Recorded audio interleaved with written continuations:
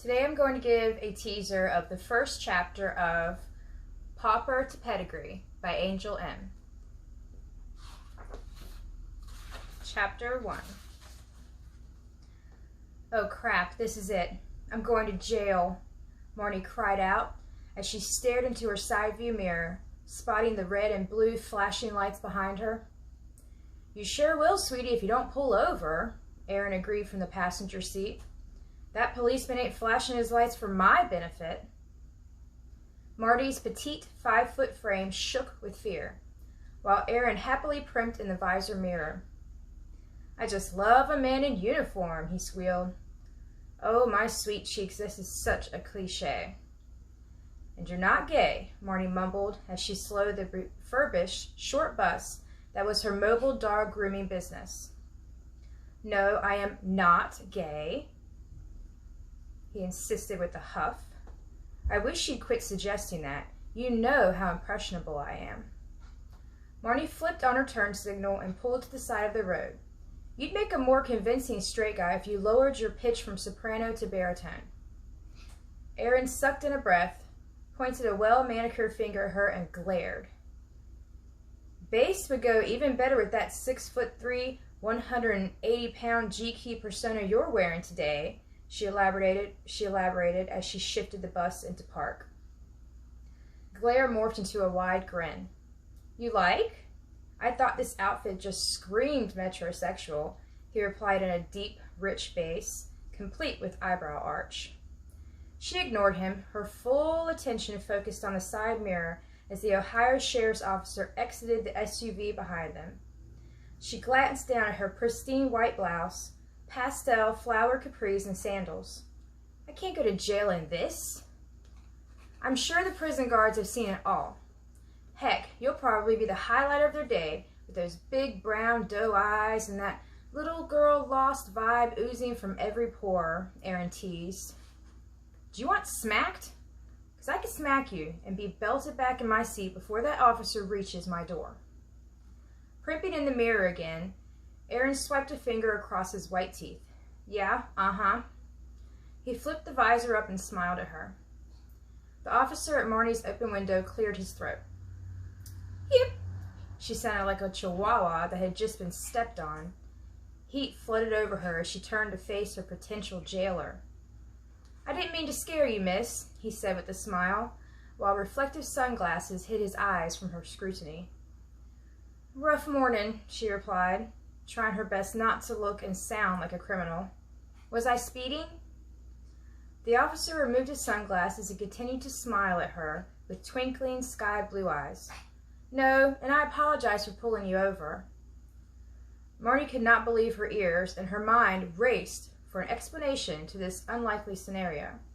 He's apologizing for pulling me over, she thought, her initial fear turning into anger. Then why the heck did he pull me over? I see you drive by here every Tuesday morning, and I was wondering if you grew mastiffs, he asked. Marnie's mouth fell open as she knew she was wearing her best window liquor expression. He continued to fill in the gaps of their conversation. It's a bit of a chore getting Samson into my compact car in order to drive him to the groomer. When I saw your mobile dog grooming bus, he stammered, waving a hand at the side of the bus. It's easy to see the Pawper to Pedigree part of your logo, but the phone number is a bit small. That's why I pulled you over. Marnie poked her head out the window and looked back at the side of the bus, as if this was the first time she had ever seen the logo. You pulled me over because you couldn't read my phone number, she asked, adding, Can you cite me for that? The officer laughed, and she caught the light scent of peppermint as his breath tickled her nose, and her traitorous mouth smiled in response. No, I can't cite you.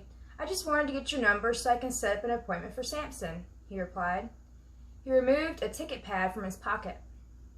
Marty's heart sank, and her smile melted into a frown. Really, there's no violation. I just need something to write your number on. Taking a pen from his pocket, he copied the number from the bus panel and then put the pad and pen away. He held both hands up to show they were empty, but before extending his right hand to Marty. I'm Jason Hardcastle. Marnie stared at the empty hand while her mind scolded.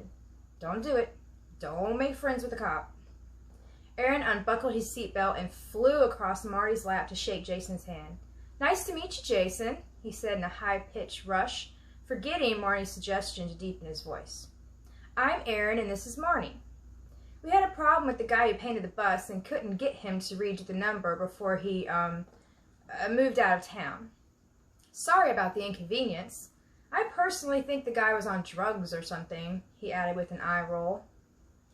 Regaining her senses, Marty punched Aaron in the stomach.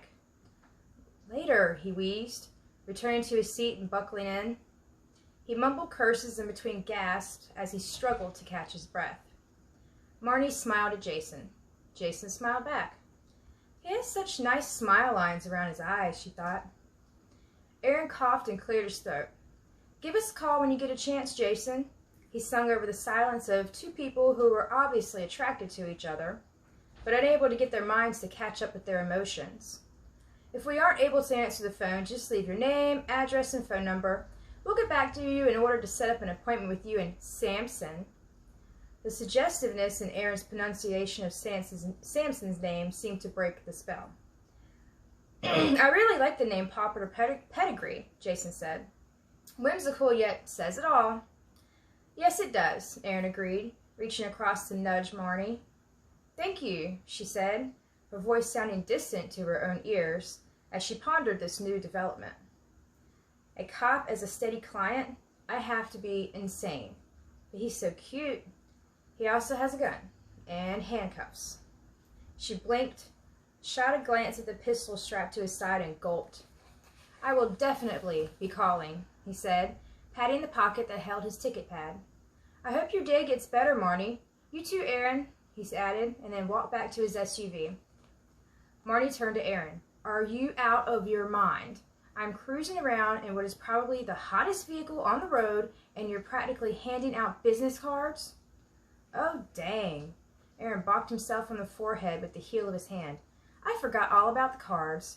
Maybe I should run one back to Jason, he suggested in a sing-song voice. She grabbed his arm before he could retrieve a card from the glove compartment. You will do no such thing. Are you trying to get me arrested? Settling back into his seat, he pulled a nail buffer out of the door pocket and began buffing his nails. Business is business, he offered with a shrug. Besides, he is hotly single. And you know he is how? She asked, glancing into her side mirror with the hint of a smile playing on her lips. Even you have to admit that Jason is hot, he replied, clearly avoiding the question he knew Marnie desperately wanted answered. And he definitely has eyes for you. Looking up at the morning sky outside his window, he sighed. What a wonderful shade of sky blue they were.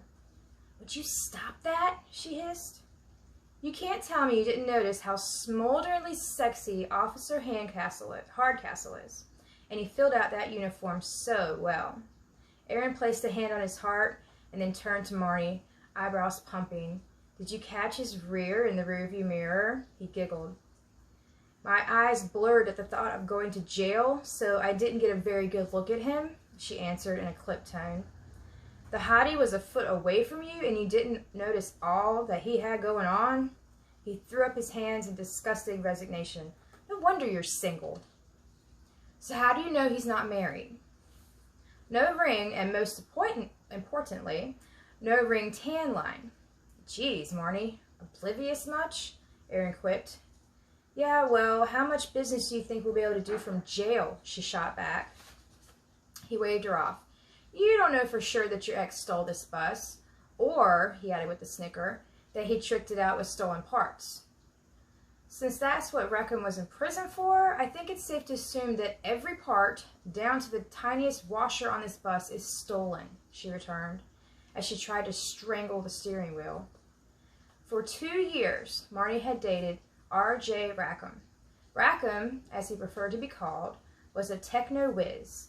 He could take a tricycle and transform it into a gas-powered, bass-pumping, tricked out with all the latest gadgets, trike-mobile that would be the envy of adults as well as 4-year-olds.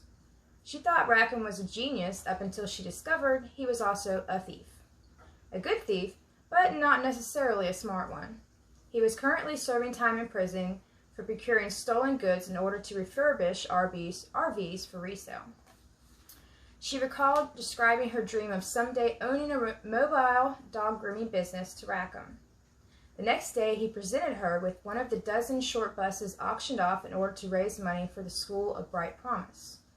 They collaborated on her wish list, and with Rackham's knack for inventing, Pawper to Pedigree was born. He went to jail 2 days later, and Aaron sashayed into Marnie's life the day after that. Aaron brought Marnie back to the conversation. "Never assume anything," he said, returning the nail buffer to the door pocket. "What I don't understand is why you refuse to go to the prison and ask Rackham straight out if the bus is hot. That way we can dispense with the constant drama." He sighed dramatically and rolled his eyes. Marnie's gaze drifted to the side mirror again. "Why is he still back there?" "He's most likely waiting for you to pull out first." "Really?" Aaron shrugged. "That or he's running your stolen plates." "The plates are stolen too?" she squeaked. Aaron chuckled. She punched him in the arm. "You brat." Shifting the bus into drive, Marnie flipped down the turn signal and pulled onto the highway. 5 minutes into the drive, Aaron broke the silence. "Do you remember where we're going?" "Huh?" she asked, her mind unable to let go of a pair of smiling blue eyes. "Our first appointment of the day. Do you remember who it's with?" he elaborated. She shot him a glare. "I knew when I hired you I should have made you sign something that said you would never use my memory lapses against me." "But it's fun," he admitted with a chuckle. "Besides, you know I would never use it in malice." When Marnie was 5, she had fallen off her swing set and landed on her head. No bones had been broken, but her brain had bounced around her skull enough to bruise and swell. She spent 4 weeks in the hospital, the first 3 in a coma. Her accident had not only been the worst thing to happen to her, but it had also been the best, which she discovered after returning home. Dane, the family's silky terrier, welcomed Marnie with a barrage of mental conversation that put the girl back in the hospital for more tests. 2 different doctors found her to be a healthy 5-year-old, but could not explain how she was able to hear dogs talk inside her head. "Could this be a different form of invisible friend?" her father had inquired. With a shrug and a "she'll grow out of it," Marnie's pediatrician sent her home.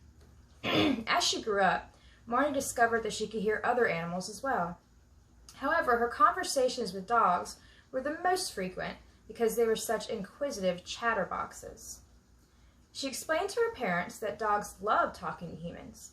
Unfortunately, most humans were unable to open their minds enough to hear. She always knew a conversation was coming by the gentle push she felt on her brain as if a tiny door was opening.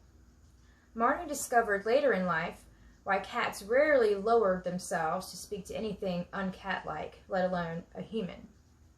Humans are too fickle, a Siamese cat named Simone once informed her, right before squirting liquid poop onto the front of her shirt. Simon had been insulted when Marnie dared to interrupt a conversation she was having with her sister, Mion. Marnie also experienced occasional memory lapses, which she countered by relying heavily on her smartphone.